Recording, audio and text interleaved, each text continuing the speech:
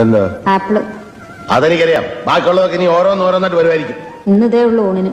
എന്താ ചോറും കറിയൊന്നും വെച്ചില്ലേ? ഇല്ല, ഇതും നിന്ന് വെള്ളം കുടിച്ചാൽ മതി. വേണേ ഏട്ടനോട് തരാം. അത് നിന്റെ മറ്റവനോട് കൊടുത്താൽ മതി. നിന്റെ ഇഷ്ടത്തിന് എനിക്ക് ഓരോന്നും ചെയ്തു തരാനല്ല കാശിനോട് നിർത്തിയിരിക്കുന്നത്.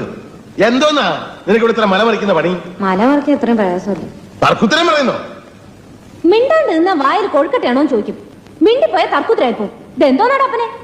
എന്നാ നേരെ വല്ലതും ചെയ്യാനുള്ള സൗകര്യം ഉണ്ടോ? അതുമില്ല. മര്യാദക്ക് ജോലി ചെയ്യാൻ നിനക്ക് എന്തോന്നാണ് ഇവിടെ കുറവ്?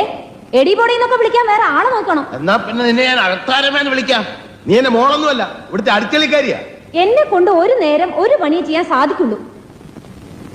കിട്ടുണ്ണി, അയാൾ ഇവിടുത്തെ പേക്കൂത്ത് സഹിക്കാൻ വയ്യാതെ പോയി.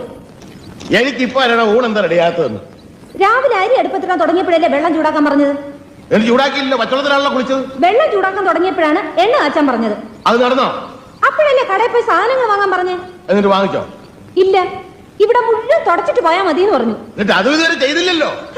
അത് ചെയ്തുകൊണ്ടിരുന്നപ്പോഴല്ലേ ചോറ് വിളമ്പാ പറഞ്ഞത്. കഴുകി വെച്ച് അരി ഇരിപ്പുണ്ട്, മതിയെങ്കിൽ അത് വിളമ്പാം. അത് നിന്റെ തന്തയോട് എന്ന് പറഞ്ഞാൽ മതി. തന്തയോട് തന്നെ പറയുന്നു.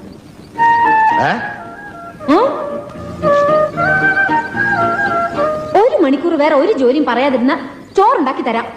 എനിക്ക് വേണ്ട. ഒരു നേരം ഉണ്ടല്ലെന്ന് വിചാരിച്ച് ചത്തൊന്നും പോകുമല്ലോ.